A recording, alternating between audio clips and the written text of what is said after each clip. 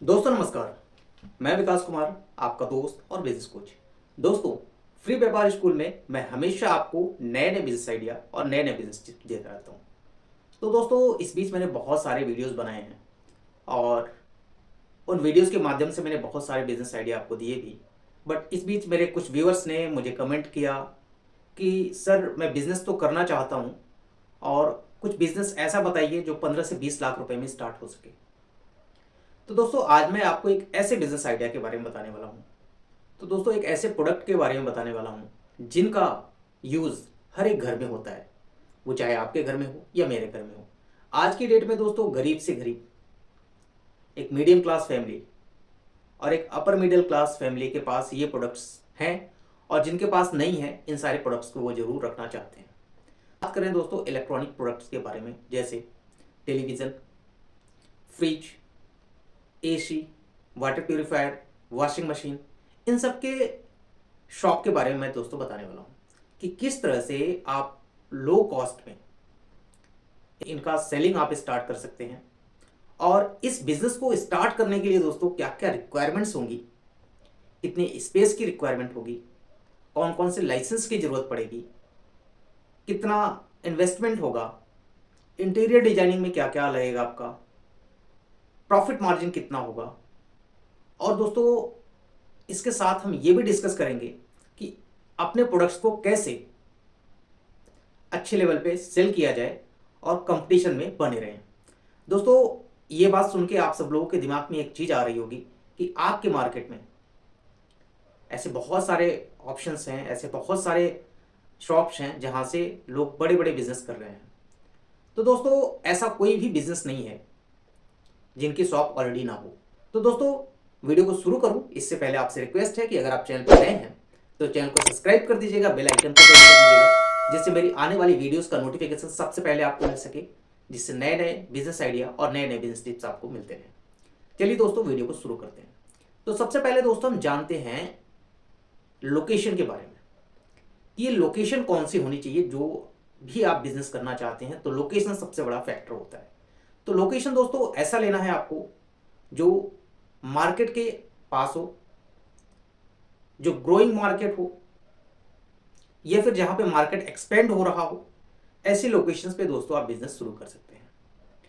अब बात करें दोस्तों कि इसमें कितने स्पेस की रिक्वायरमेंट है, मिनिमम स्पेस कितनी चाहिए होती है। दोस्तों, एक चीज मैं आपसे डिस्कस करना चाहूंगा कि अगर कोई भी बिजनेस आपने ऑलरेडी किया हुआ है तो उसके लिए आप कितना भी इन्वेस्टमेंट कर सकते हैं। बट दोस्तों, अगर आपने कोई बिजनेस नहीं किया है, आपका ये बिजनेस करने का इनिशियल स्टेज है, तो दोस्तों हमेशा बिजनेस को लो इन्वेस्टमेंट से शुरू करना चाहिए। लो इन्वेस्टमेंट इतना भी नहीं हो कि लोग आपकी शॉप पे ही आए ना। एक मेल लगाना जरूरी होता है। एक मेल लगाने के लिए दोस्तों इलेक्ट्रॉनिक शॉप के लिए कम से कम आपको 200 से लेके 500 स्क्वायर फीट तक के स्पेस की रिक्वायरमेंट होती है। अब दोस्तों, ये तो बात हुई स्पेस की। अब दोस्तों, हम बात करते हैं कि उसमें कुछ जो सेकंड स्टेप आता है वो होता है आपका इंटीरियर डिजाइनिंग का। दोस्तों, इलेक्ट्रॉनिक शॉप एक ऐसी शॉप होती है जिसका फ्रंट एक अच्छी होनी चाहिए। फ्रंट से आपकी सारे प्रोडक्ट्स डिस्प्ले हों और साथ ही उस शॉप पे एक अच्छी लाइटिंग हो और आपके मोस्टली प्रोडक्ट्स जो है, जैसे टेलीविज़न हो गए, वो कुछ चलते हुए दिखें। तो उसके लिए दोस्तों इंटीरियर कराना पड़ेगा, और इंटीरियर में मोस्टली आपको फोकस करना पड़ेगा लाइटिंग पे। लाइटिंग बहुत ही जरूरी है इस बिजनेस के लिए दोस्तों, लाइटिंग सबसे जरूरी है। और दोस्तों, जो भी आप शॉप लें उसमें बहुत ज़्यादा इंटीरियर नहीं कराने की जरूरत है, बस उसको पूरी तरह से वाइटनिंग करा देनी है और अच्छी सी उसमें वायरिंग करा देनी है, लाइटिंग लगा देनी है, जिससे कि लोगों को अट्रैक्शन हो। ठीक है। अब दोस्तों, हम बात करते हैं कि इसमें कौन कौन से प्रोडक्ट रखने चाहिए। दोस्तों, इनिशियल स्टेज पे आपको इतने प्रोडक्ट रखने हैं कि कस्टमर को लगे कि आपके पास प्रोडक्ट हैं। प्रोडक्ट में दोस्तों इनिशियल स्टेज में आपको टीवी रखना है, फ्रिज रखना है, वॉशिंग मशीन रखना है, वाटर प्यूरिफायर और कुछ एसी रखने हैं। दोस्तों, सबसे बड़ी बात यह है कि आपके शॉप पे अगर कोई फ्रिज है तो वो कम से कम 2 से 3 ब्रांड आपके पास मिनिमम होने चाहिए। 3 ब्रांड कम से कम होने चाहिए। साथ ही दोस्तों, सपोज दैट वॉशिंग मशीन है तो वॉशिंग मशीन भी आपके पास 3 ब्रांड होने चाहिए और उनके 3 वेरिएंट होने चाहिए। तो दोस्तों टेलीविज़न हो गया, उनके भी कुछ अपर ब्रांड होने चाहिए और कुछ लो ब्रांड होने चाहिए। अब दोस्तों ये ब्रांड की बात करें तो ये डिपेंड करता है लोकेशन टू लोकेशन। अगर आपका एरिया बहुत ही अच्छे लोगों का है, जिनके पास काफ़ी पैसे हैं, वो ब्रांडेड प्रोडक्ट्स में डील करते हैं, तो आपको सारे अच्छे ब्रांड रखने पड़ेंगे। बट दोस्तों अगर आपका डेवलपिंग एरिया है तो वहाँ पे कुछ हल्के ब्रांड भी, मतलब छोटे ब्रांड भी आप उसको रख सकते हैं।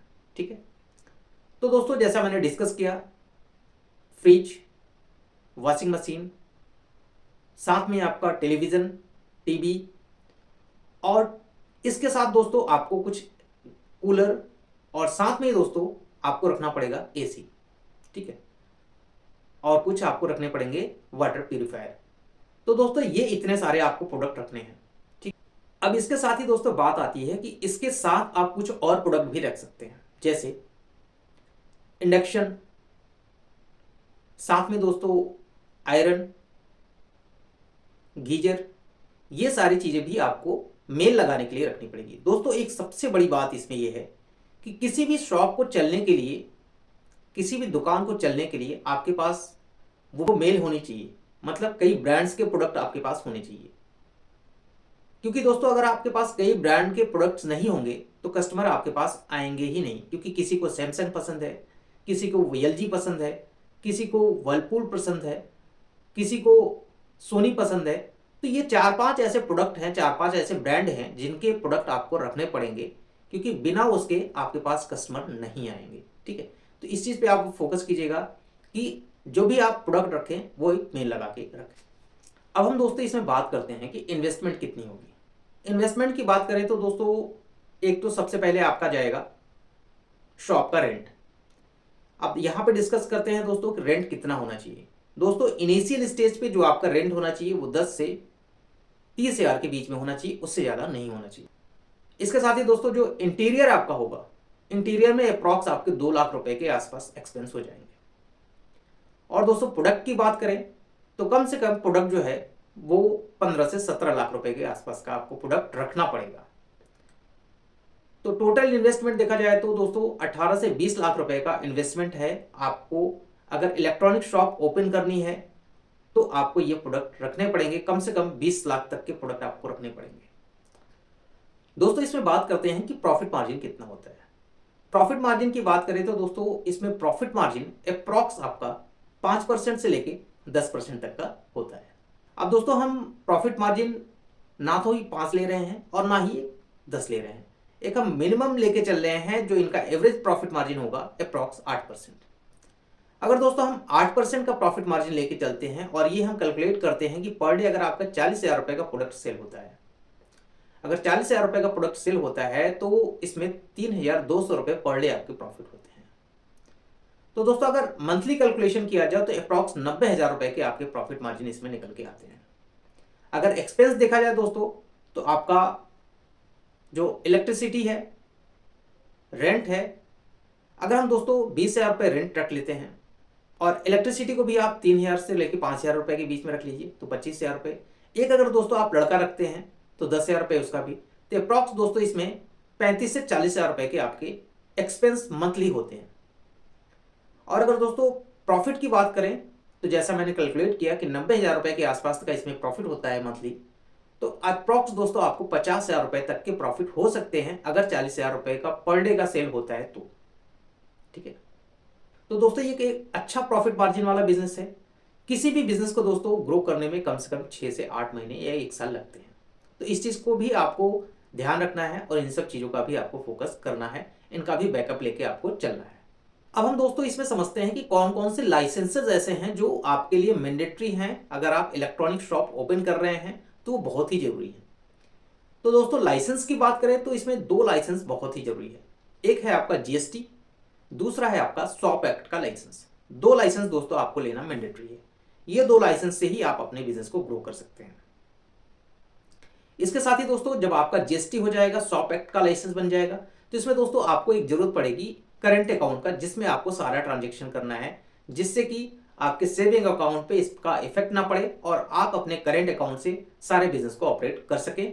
करेंट अकाउंट से ही आप अपने बिजनेस को ऑपरेट करें। दोस्तों ये कुछ लीगल चीजें होती हैं जिसको समझना बहुत ही जरूरी है।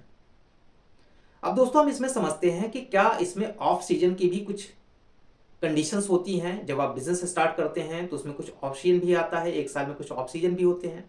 जी हाँ दोस्तों, कुछ ऑफ सीजन जरूर होते हैं।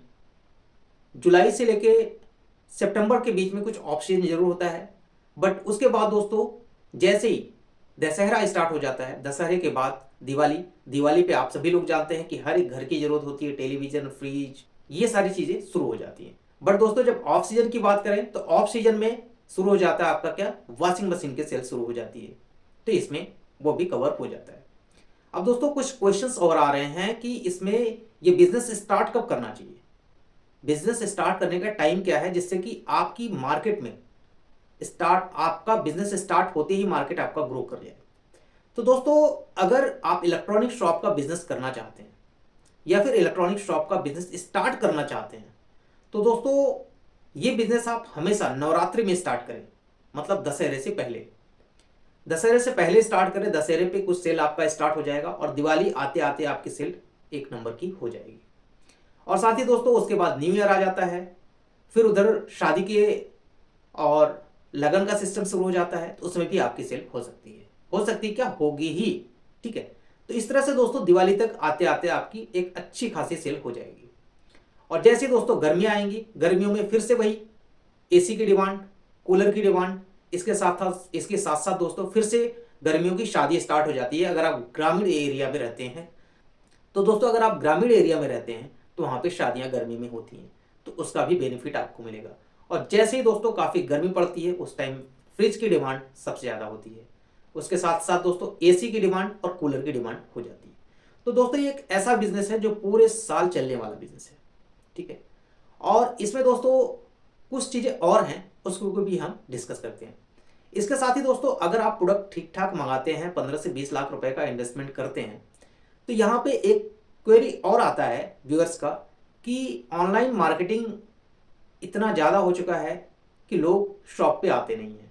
तो दोस्तों एक इसका ऑप्शन और भी है, जब आपके पास जीएसटी हो जाएगा और शॉप एक्ट का लाइसेंस हो जाएगा, तो दोस्तों इसमें आप जो है फ्लिपकार्ट, अमेजॉन और जो भी आपकी शॉपिंग वेबसाइट्स हैं, शॉपिंग एप्स हैं, उनमें आप रजिस्टर करके अपने प्रोडक्ट को सेल कर सकते हैं। ये एक सबसे अच्छा बिजनेस है जिसमें आपको ऑफलाइन भी सेल करना है और ऑनलाइन भी सेल करना है, मतलब दोनों तरह से आप बिजनेस को कर सकते हैं। और इसमें रजिस्ट्रेशन के लिए बहुत ज़्यादा चार्जेस नहीं लगते हैं। अमेजॉन और फ्लिपकार्ट पे आप इजिली इसमें सेल कर सकते हैं। तो दोस्तों आई थिंक ये वीडियो आपको अच्छा लगा होगा।